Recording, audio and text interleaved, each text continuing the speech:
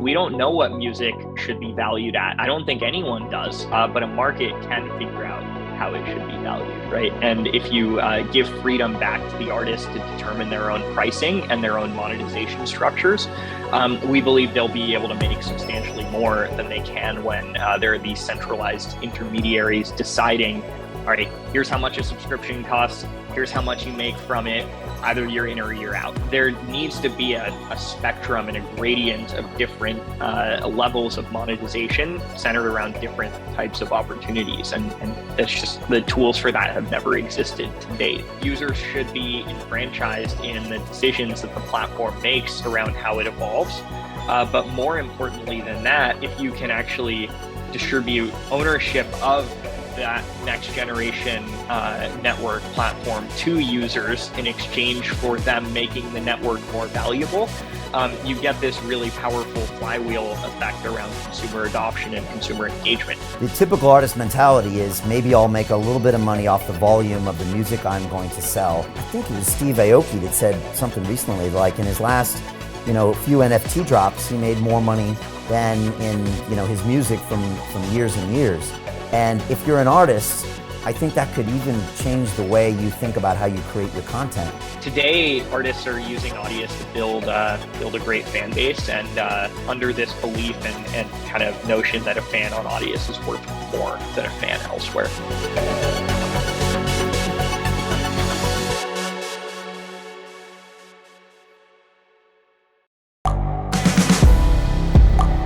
The world is changing. Inspiration is everywhere. It has never been so easy to connect, share, and bring people together. We're learning from others and finding the best in ourselves. Challenging our beliefs. Sharing our vulnerability. Overcoming our fears. Transforming ourselves so we can transform the world. How far can we go? This is London Real. I am Brian Rose. My guest today is...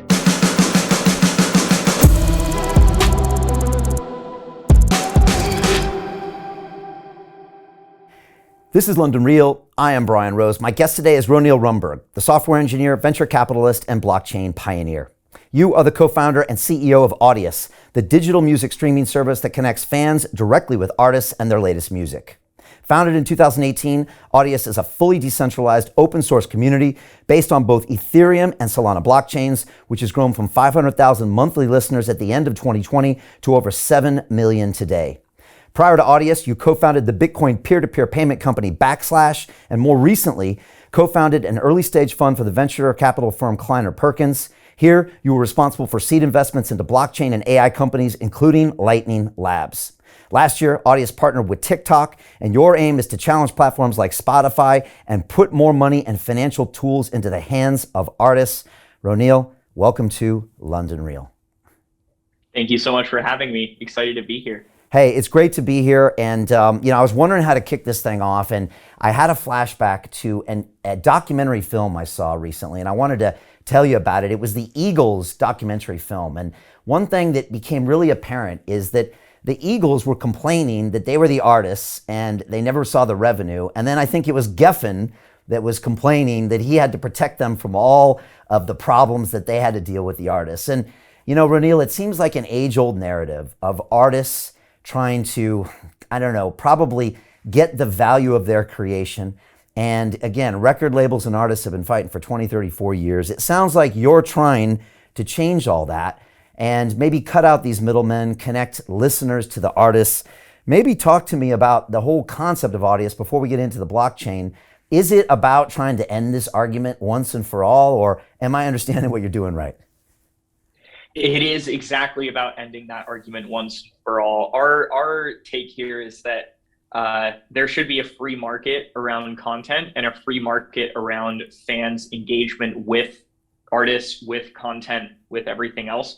I the best way I find to kind of illustrate how things came to be today is with a little bit of a history lesson. And if you rewind back, 30, 40, 50 years ago when the first recorded music started to come onto the scene, what I mean by that is consumers could actually start to buy records to play in their own home and to distribute. If you think about the complexity of shipping an album at that time, right? It meant running a factory to actually produce physical records. It meant a distribution network, a physical distribution network to put those records into trucks and send them out to retail stores. And retail stores only had a finite amount of shelf space, right? In a given year, there were maybe 100 or a few hundred artists that could reach national notoriety here in the United States because there was just not enough space available for there to be more.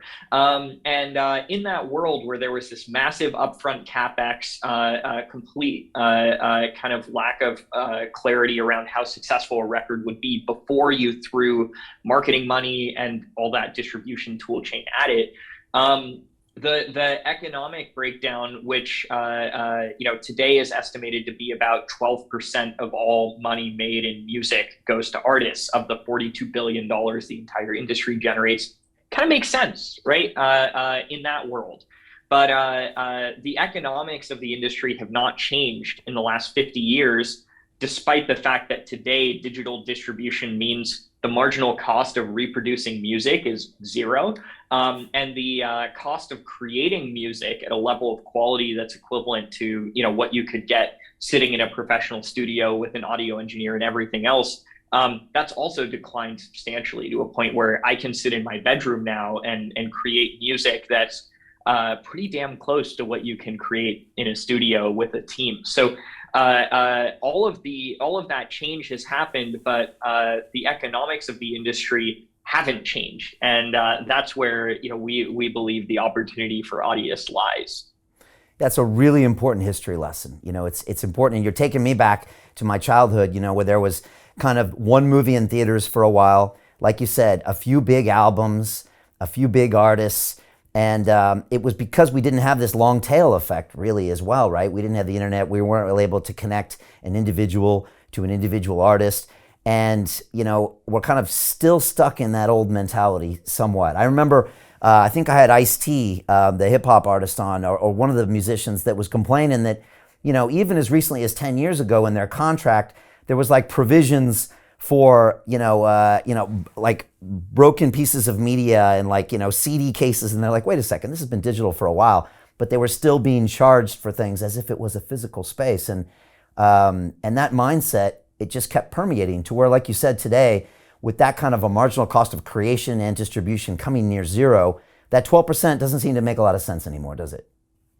No, it does not. And, we believe the way to kind of address that and to solve that is to say, we don't know what music should be valued at. I don't think anyone does, but a market can figure out how it should be valued, right? And if you give freedom back to the artists to determine their own pricing and their own monetization structures, we believe they'll be able to make substantially more than they can when there are these centralized intermediaries deciding, all right, here's how much a subscription costs, here's how much you make from it, and you're, either you're in or you're out, right?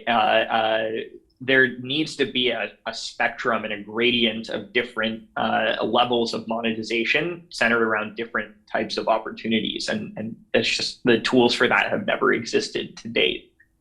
Yeah, this feels almost like the Web 2.0 to Web 3.0 conversation, which we've had on the show quite a few times. And, just to bring people up to speed, in that Web 2.0 world, you had these big company gatekeepers that, again, have created a lot of value, but now take a big chunk out. We're talking about the Facebooks and the Googles and the Amazons and the Apples. They take between 30 and 50% of the transactions out, even though at the end of the day, it becomes a peer-to-peer transaction, oftentimes with Amazon. I'm a YouTube creator, they'll take 30, 45, 55% of those ad revenues. And in a Web 3.0 world where we can go peer-to-peer, you're kind of like, well, let's see where the market makes that, because it's probably not 50%. And we're seeing this happen with crypto assets. And I guess you guys are now really the ones that are pioneering that way with pricing audio, right? And that music. It's pretty exciting to be on that. Yeah, we're very excited. Our community of artists is excited now. Over 250,000 folks there creating music and sharing it with their fans. It's been a hell of a ride, and this community has never ceased to amaze us every step along the way. Well, I'd love to get into some of the details. One of the things I'm sure you hear all the time as a comparison is Spotify, which maybe is in that Web 2.0 world. And again, we always hear in the headlines that, streaming services pay the artists cents on the, cents, pennies, and everyone's always up in arms, and the fans say and the artists say it. But also right now, they do a lot of the distribution. Do you compare yourself to them and say, look, in the future, things will go direct? How do you look at yourselves versus a record label and say a streaming service to now where you are now? It's a great question. So we actually don't see ourselves as similar to, or even really compare ourselves against Spotify. I think Spotify is great for the type of fan that it serves. The less engaged, sort of wanting to set it and forget it, like click play on a playlist, let it be, and treating music more like a jukebox of sorts, right? The type of fan that's really found their home on Audius is the one that wants to build a deeper connection with and a deeper relationship with their favorite artist. And that is a smaller segment of a fan base, but they are a far more highly engaged segment of the fan base. So tying back to that kind of $42 billion market map of music where 12% is going to artists, the majority of that 12% is actually coming from live shows, merch, and other forms of direct engagement, not from recorded music, to a point where, we have artists in our community that have millions of listeners on networks like Spotify, but they're making more money from low single digit hundreds of users subscribing to them on Patreon or these other channels, right? And that's a crazy thing, right? And I think if you take that to its logical conclusion, you start to see a model that looks like Audius, where there's a significant amount of content that's freely available as a way for artists to build a fan base. But for that top percentile or few percentile fans that really want to deeply engage with that artist, there's a whole gradation of different monetization levels and opportunities for them to engage, where they're able to hear stuff that they don't get to hear otherwise, or they're able to engage with that artist in ways that they couldn't otherwise, going all the way up to, kind of at the tippy top end. Being able to do things like DM with that artist, or get feedback from the artist on music that the fan maybe is trying to make, or like a remix of that artist's content that they're trying to make. So that's really where we feel there's more value to be unlocked here. And in music, there really isn't a comparable to that type of model, but Patreon, OnlyFans, and others in different verticals have found a lot of success with this type of model. So we're very excited to bring that to our community in a music native way. I think this is a really important point, that if anyone who's an artist is listening to this, I think it's important, because the typical artist mentality is, maybe I'll make a little bit of money off the volume of the music I'm going to sell. But the truth is that a lot of the successful business models is like almost that freemium model, where 99% of your users won't pay you, but 1% might pay you in a healthy way. So even if you can know that as an artist, you might behave differently. And I think it was Steve Aoki that said something recently, like in his last, few NFT drops, he made more money than in, his music from years and years. And if you're an artist, I think that could even change the way you think about how you create your content, focusing on the few, not the many, as one of my mentors would say. And, if I'm honest, Roneil, it's very much our business model here. I mean, I think our content's been watched 1 billion times, but the truth is, a few thousand people come and join my DeFi Academy and pay for training and come into our live events. And they're the ones that really are the diehard fans that want to pay for more access and more training. And the millions and millions of views on YouTube, trying to get paid from YouTube is a fool's mission. Of course, maybe I'll be talking to you guys in the future. But it's an important thing to realize. And are more artists getting the fact that maybe they are going to have this kind of freemium model, and that would be the way for them to make money going forward? They are, because their economics have actually looked this way for the last 5 to 10 years already, because they're making the majority of their money as an artist from the folks who are buying concert tickets, merch, these other things along those lines.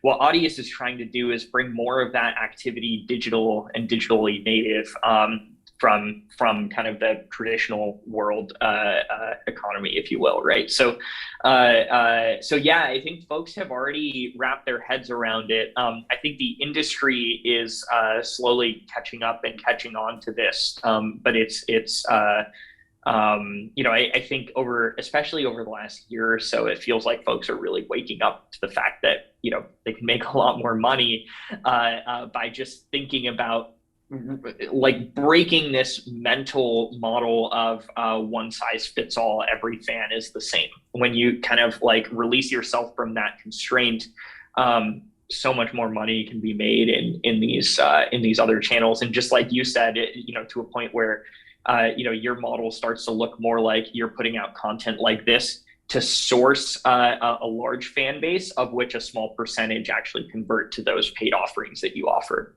Yeah. Which, like you said, I mean, the people in the front row of the concert are kind of that by definition. Yes. The people that buy the merch, it's just maybe they haven't done it digitally before, and that's how Audius is going to help. And I want to talk about how you do that specifically. But just to make a final point here, I think it was Kevin Kelly, one of the founders of Wired Magazine, that wrote an article called Your 1,000 True Fans back in the day, which kind of encouraged creators not to focus on making 1 million people happy, but focusing on 1,000 people. I had someone recently on my show in the crypto community that said, Brian, that's now 100 true fans.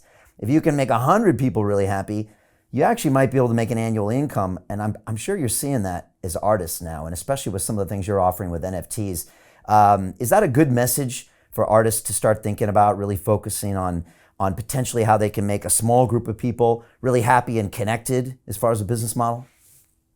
I think it is, with one caveat being that I think some folks have taken that to mean like I only need 100 fans to be able to make a living and make a livelihood. And I don't think that's actually the case. I think you need a large fan base, because that's what gives you the opportunity to convert that smaller percentage into. So I guess if you define a true fan as someone who's paying you directly, I think I agree with that definition, that 100 true fans should be all that it takes. But I think to get 100 true fans, you need 10,000 fans, just broader fans. And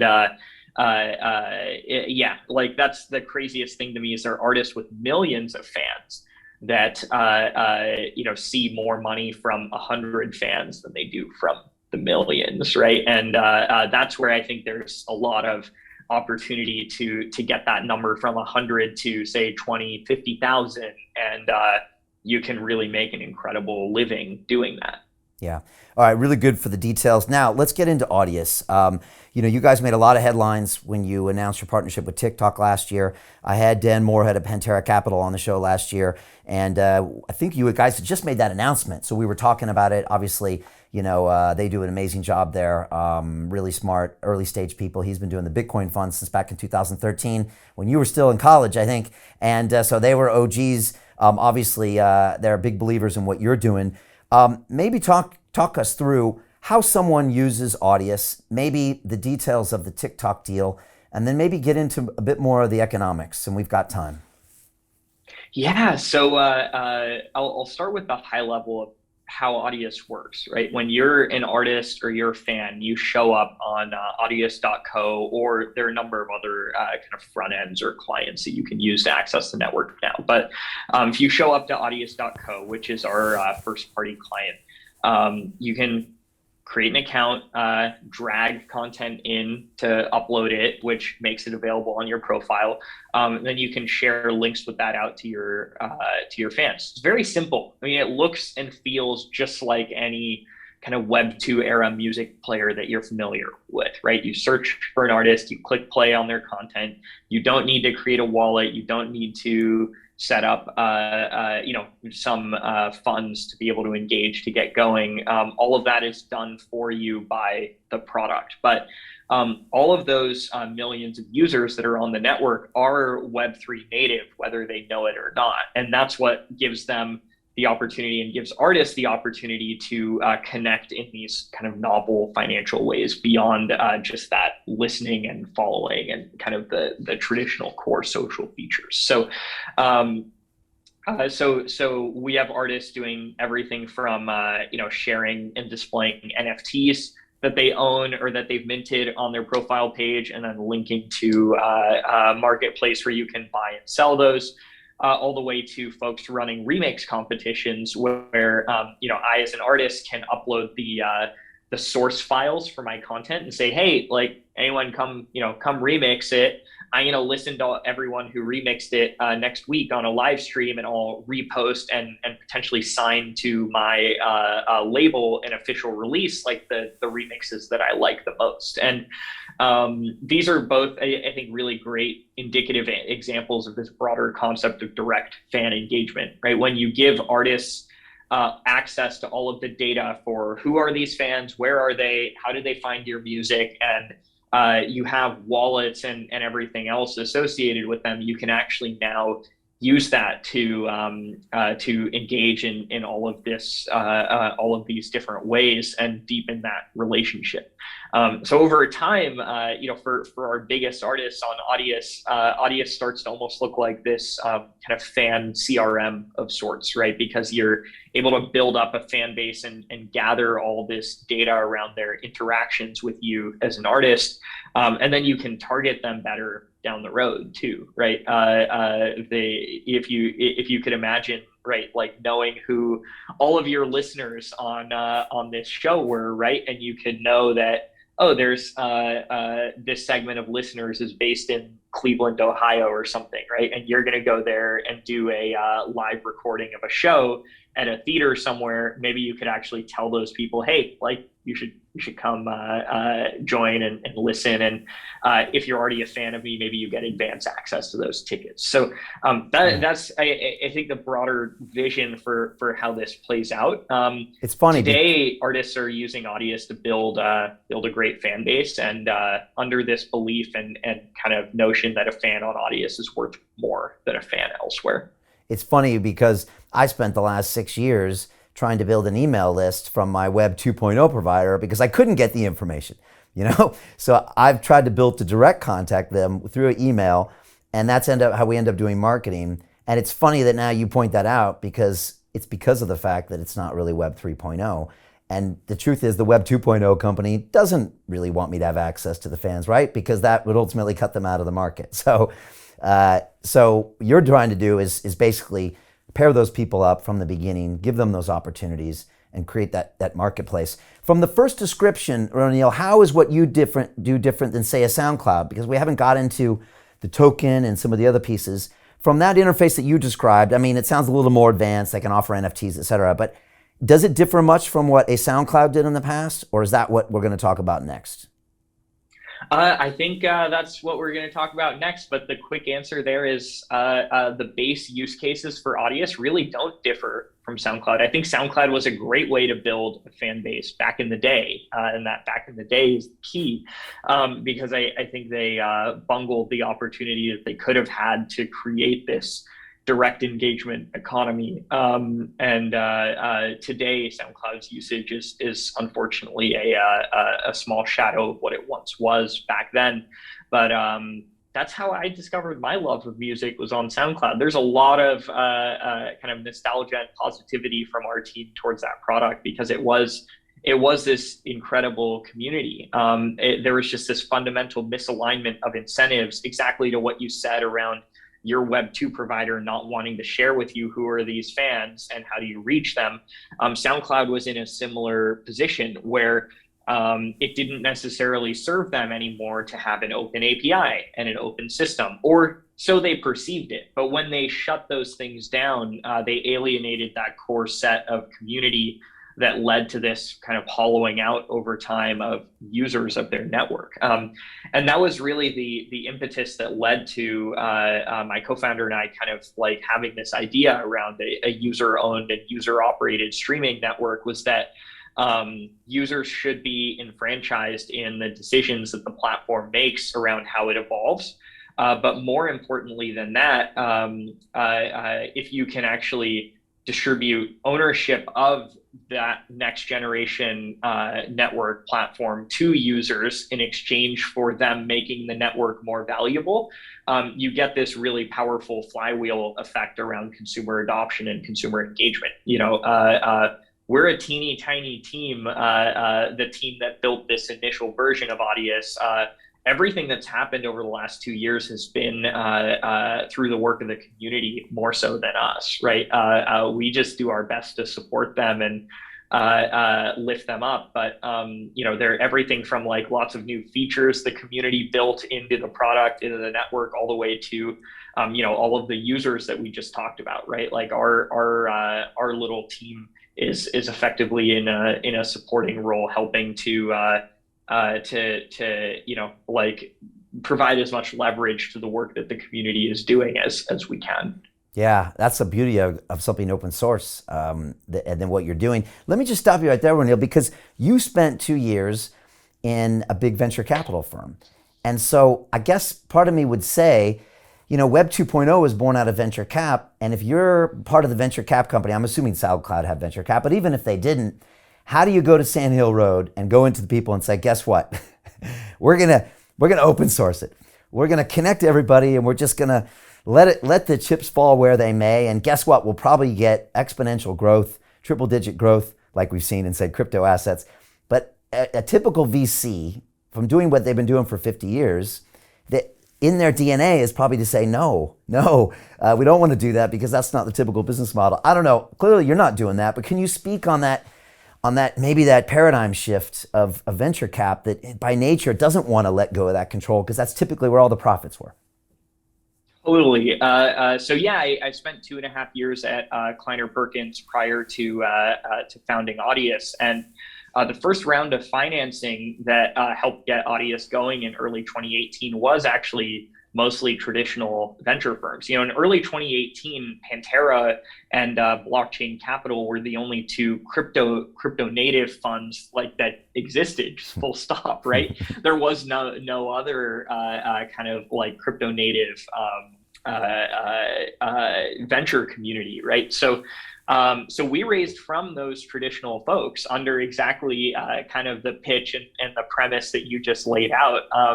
And I think there are a few things there. One, like venture folks love nothing more than to hear like audacious, ridiculous things that kind of challenge them. So, like the question we always got was, how does Audius make money? Like Audius, the company. And we were like, well, it doesn't. We never make money. We're not ever going to make money. But if this network is valuable, this underlying token that powers it, you can form your own conclusion around whether or not that might be valuable. And that's actually, what you're engaging with as an investor. Like our company doesn't really, we don't really have any viable business model long term, right?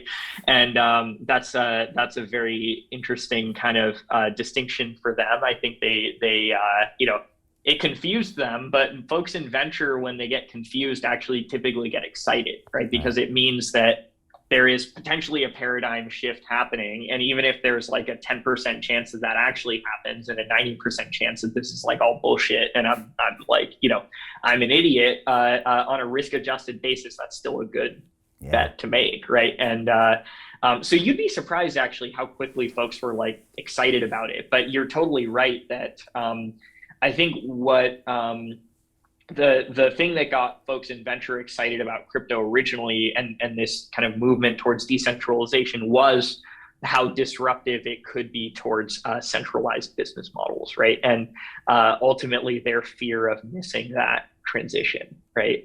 That's I think another big driver of a lot of the behavior in venture. But the folks that have been along for the ride with us have been believers from the early days, and one of them even had a specific thesis around kind of what happened with SoundCloud, and was actively looking to engage with and back something that could be resilient to some of those things that some of where SoundCloud misstepped. So you'd be surprised actually how receptive folks were. That financing was done in like 8 days, I think 8 or 9 days. It was like a very Wow, and that's back in 18 when it wasn't exactly the bull market either. It was not, although it was early 18. Okay. So it was still the tail end of the 17 market. But I think it was clear to everyone that things were kind of collapsing at that stage. But folks were still excited to back the next generation. Right.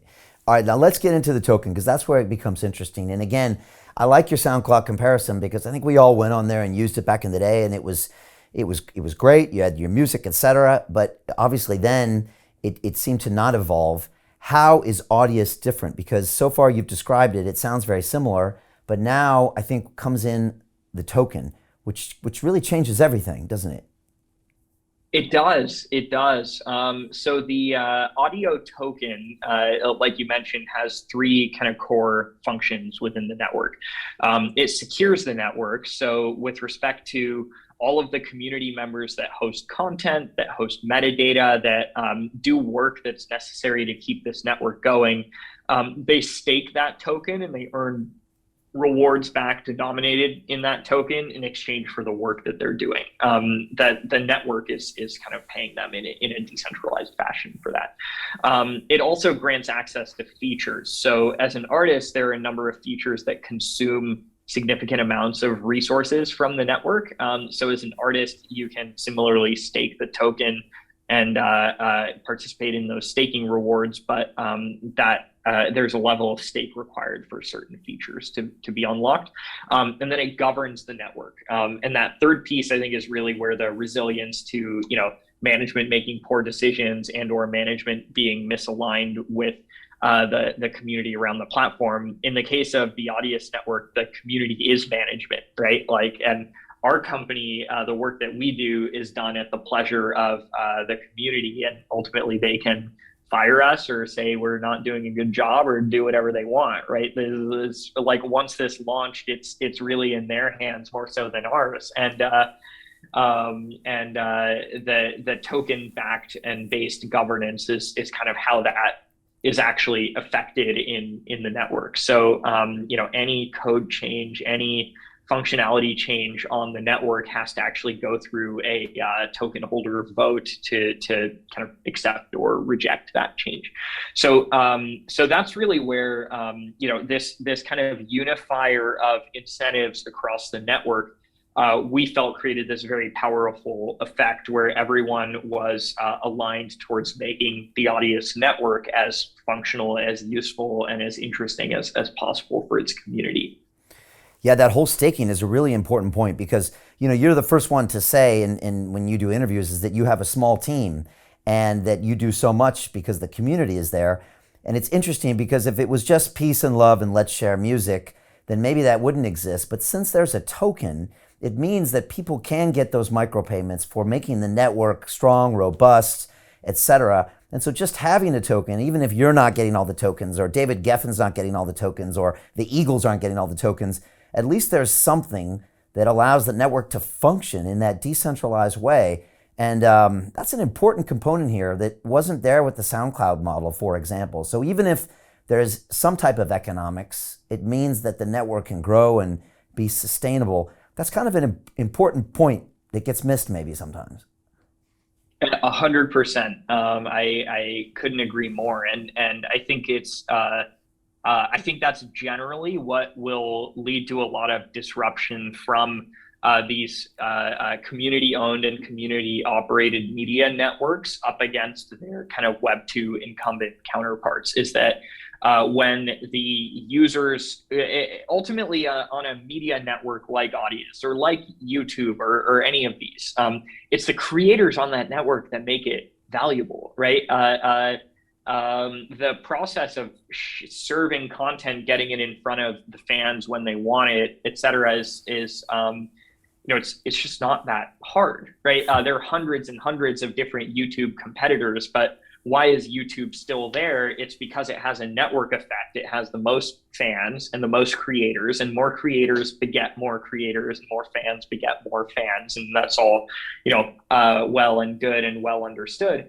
But when you have a kind of a platform native token or network native token in the case of Audius, or let's think about like the hypothetical decentralized YouTube of the future.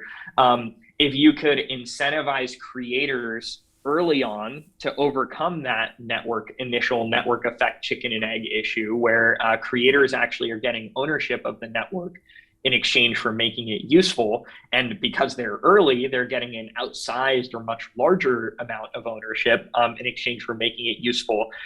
Once a network has a network effect going around it, it's self-sustaining. But the hard part of any of these is actually like, how does that initial network effect form? And I think this, in the last 10 years of consumer stuff, and I saw this so often when I was at Kleiner Perkins as well.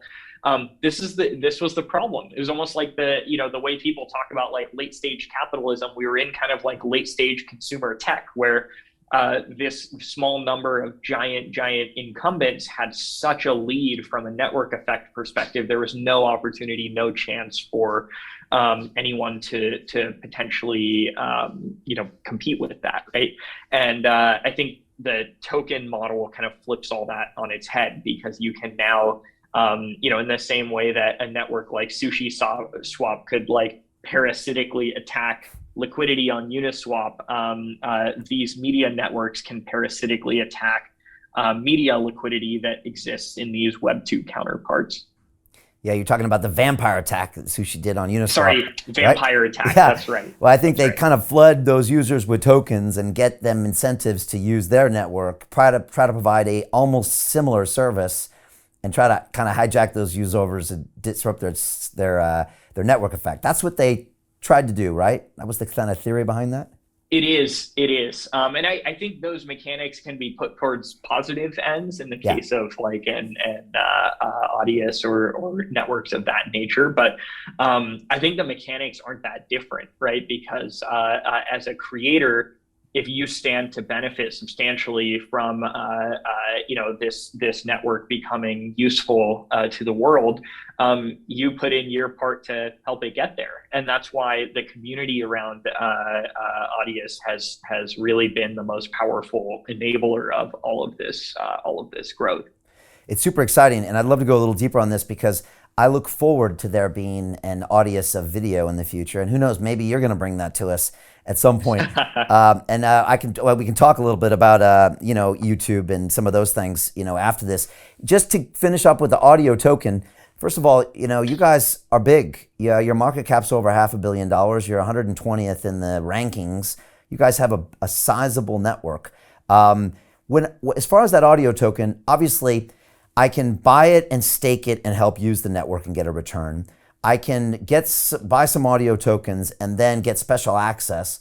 If I just upload content, will I accrue tokens over time? Or how else does that token get used or distributed if I was just an artist or a consumer? Yeah, so there's this ongoing inflation in the token supply, and the proceeds of that inflation go to two places. One is to folks staking the token, and two is to folks who are making the network more valuable in like all of the different ways that means. And to be clear, the network doesn't somehow like have this premonition of how valuable a given user is. It's actually there's a direct chains of actions that a user can take that allow them to earn a reward out of that inflationary pool. So yeah, if you show up to Audius with no money in your pocket, nothing but interesting content, or a knack for curating playlists or doing things like that, you can start to go to work on the network, curating content, posting new content, reposting it, and engaging with it. And you can actually earn tokens over time through all of that activity. So you have the opportunity, and over time this will continue to be the case, to kind of like earn your seat at the table as a user, right? If you care about this network, you want to effectively work for it through these different activities, you earn ownership of it over time too through these fully decentralized mechanisms for distributing ownership. So that's kind of the cool, or I guess that is the mechanic that kind of makes Audius self-sustaining over time, right? Like if our company went away tomorrow, all of that stuff would keep working. I'm not saying we are going away, but like if we were to, all of these mechanics kind of self-perpetuate the core like mechanisms around Audius, and then the community can vote to change those mechanics over time. So that's the other lever there. So there's kind of a continuous changing of the different mechanics that folks can use to earn ownership in the network through their work. And then there's also lots of like work being done by the community right now around anti-fraud and anti-abuse, right? Because there's if there are mechanisms to earn ownership like this, there's always going to be a small percentage of bad actors that try to farm. And we even saw scandals like this play out on other networks where there were venture firms actually like farming airdrops on DeFi networks, for example, by like using hundreds of wallets to deposit small amounts over and over again, or like doing these sorts of things, right? So the community has the power to define what is abuse and to put structures in place to stop it. Yeah, but that's something you empower the community to do, and you pay them a percentage of the tokens. It's anti-fraud, anti-abuse, and just to kind of police the network in a way, I guess, that the community ends up wanting it to be. But you're being proactive about that, because if you're not, something will go wrong, and it'll end up being a mess. That's exactly right. That's our take, at least, is that even thinking about issues like content moderation, right? Giving the community power over them. Our community has actually like continually improved processes around, say, like dealing with copyright infringement, for example, and other things, because 99.9% of the community don't want that stuff there, right? And I think it's actually for that reason that many folks in the traditional music industry have started to get pretty excited about Audius too, which I think is an important thing to note, that it kind of tying back earlier in our conversation. I don't think Audius actually displaces labels, publishers, folks like that. I think what Audius displaces are these distributor and kind of effectively like music supply chain middlemen that sit between the artist and the fan, right? If an artist wants to sign with a label, that's their choice and their prerogative, right? Whether or not that makes sense in their specific case, that's up to them to decide. But Audius as a network doesn't differentiate between those folks and the independent folks. Everyone is on a level playing field and has access to the same tooling and tool chain. Well, actually, that part's not quite true, because I know folks at the labels have built their own tooling now to engage with the network. So that's actually an interesting bit, with respect to the future of Audius, is that like, the community around the network feels very strongly that they don't want it co-opted by the incumbents of yesteryear, but those incumbents are equally enfranchised to engage here in the same way that any user is, right? Which it creates some really interesting dynamics, right? I have my personal opinions on this, right? I think if anyone is showing up and behaving in good faith on this network, the network should treat them equally, right? It's interesting to see some factions of the community feeling, like, I mean, it's such a kind of hypocritical way to behave, right? It's like, we're mad that the old industry behaved in this way, so like we're going to make a new industry and then we're going to behave the same way. And it's like, no, this is not how you address these problems. But it is amusing, and look, ultimately it's not my choice how these things play out. That's kind of the most wild part of this whole journey, is that it is in the community's hands at this point. It's a fascinating lens into the human experience and society, and how we all get along or we don't get along. And is there a utopia in the future? And right? I mean, this is being played out now on the blockchain. To continue watching the rest of the episode for free, visit our website londonreal.tv or click the link in the description below.